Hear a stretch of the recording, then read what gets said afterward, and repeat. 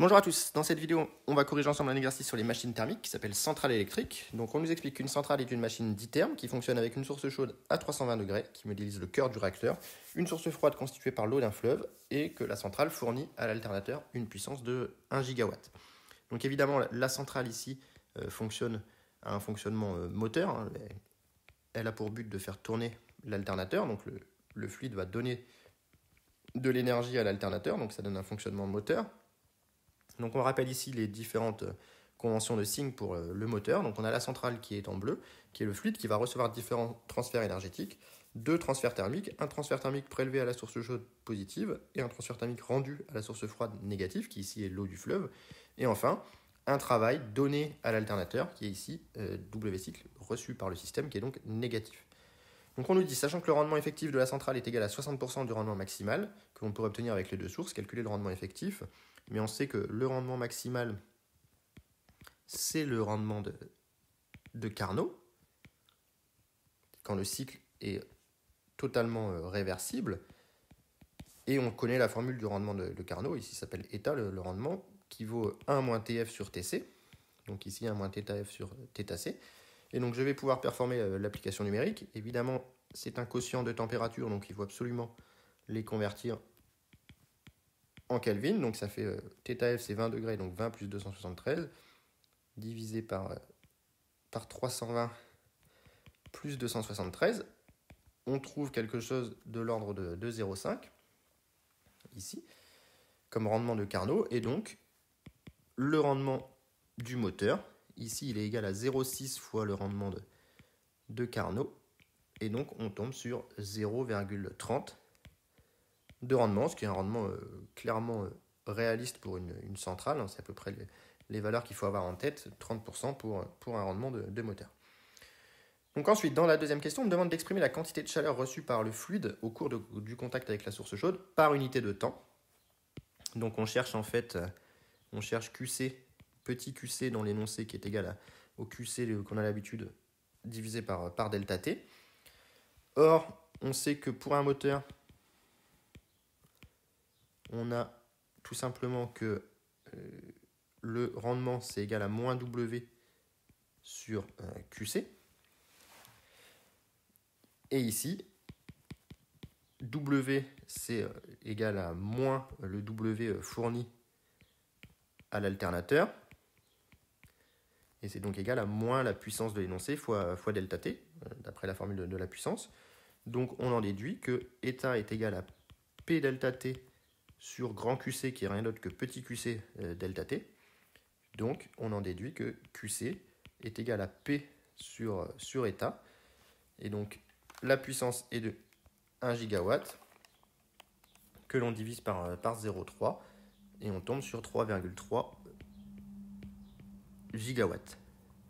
Donc voilà la puissance thermique reçue par les réactions finalement de fission dans le réacteur. En troisième question, on me demande d'en déduire QF. On va procéder par premier principe. On sait que le premier principe sur un cycle,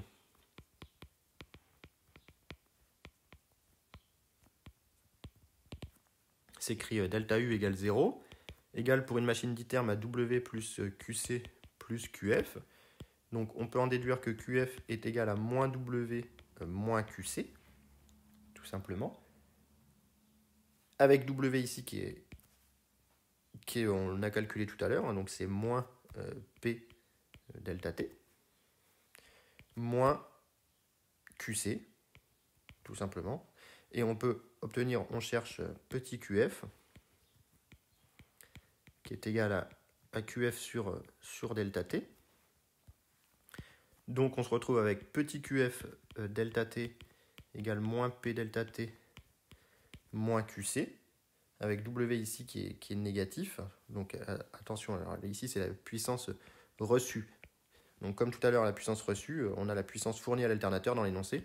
Donc puissance fournie est égale à moins la puissance reçue. Donc il faut évidemment être un petit peu vigilant sur les conventions de signe, d'où QF, on divise tout par delta T, est égal à plus la puissance fournie, moins petit QC. Ici, le grand QC il est égal à petit QC fois delta T. Et donc on peut en déduire le QF que l'on cherche, qui est égal à la puissance fournie moins les 3,3 gigawatts. Donc on va tomber sur moins 2,3 gigawatts. Voilà. Donc on a bien QF plus QC plus W égale 0. Hein, moins 2,3 plus 3,3 moins 1 font bien 0.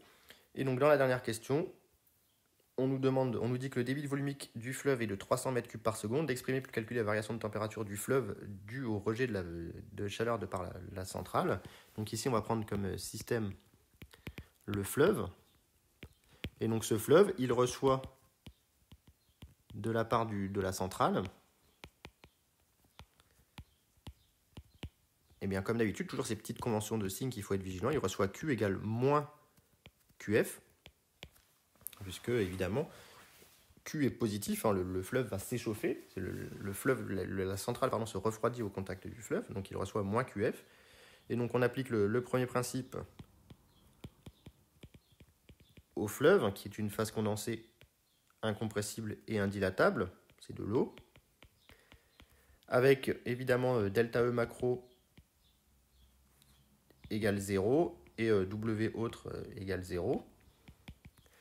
Donc on a delta H pour la phase condensée idéale qui est égale ici, ou delta U, de toute façon dans tous les cas c'est une phase condensée idéale, donc c'est delta V égale 0, hein, donc le travail est nul, donc soit vous utilisez delta H, soit vous utilisez delta U, ça revient au même, est égal à QF, à Q, pardon, donc à moins QF. Or, delta U, c'est égal à M petit c fois la variation de température que l'on cherche, qui est delta θ ici, et donc qui est égal à moins QF. Et donc je vais commencer à faire apparaître le temps, donc je vais avoir que M petit c delta θ est égal à moins QF, c'est moins petit QF fois delta T. Et donc on se retrouve avec M sur delta T, c'est delta θ égale moins QF.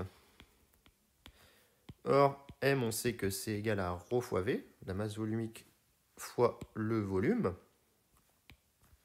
Donc on se retrouve avec ρ fois V sur delta T, fois petit c fois delta θ, égale moins QF. Et V sur delta T, par définition, c'est le débit volumique. Le volume par unité de temps, c'est le débit volumique. Donc on se retrouve avec ρ dV petit c delta θ égale moins QF. Et donc, delta θ égale moins QF sur ρ petit c dV. Et donc on peut faire l'application numérique. QF est donc égal à moins 2,3 gigawatts. Donc ça fait moins 2,3 10 puissance 9. Que l'on divise par la masse volumique qui est 1000, la capacité qui est 4180 et le débit qui est 300. Et on tombe sur 1,9 Kelvin. Donc ici, on a une augmentation de température de 1,9 degrés Celsius ou degrés Kelvin due au refroidissement du fluide de la centrale au contact du fleuve. Donc c'est non négligeable, hein, évidemment, cet échauffement du fleuve. Donc voilà pour cet exercice, il est assez intéressant puisqu'il faut jongler entre les différents transferts d'énergie pour un moteur. On se sert du rendement, connaissant le travail, pour remonter aux différentes énergies échangées. Il est intéressant parce qu'il faut faire très attention aux signes, le lien entre la puissance fournie et la puissance reçue. Évidemment, les données ici concernent la puissance fournie, alors que quand on écrit les principes de la thermo, ça fait référence à la puissance reçue, donc il faut toujours être vigilant sur les signes. Pareil pour le fleuve, le lien entre QF et Q. Ça, ce sont des choses qu'il faut apprendre à maîtriser. C'est pour ça que cet exercice est assez intéressant. Donc si vous avez des questions, n'hésitez pas à les mettre en commentaire.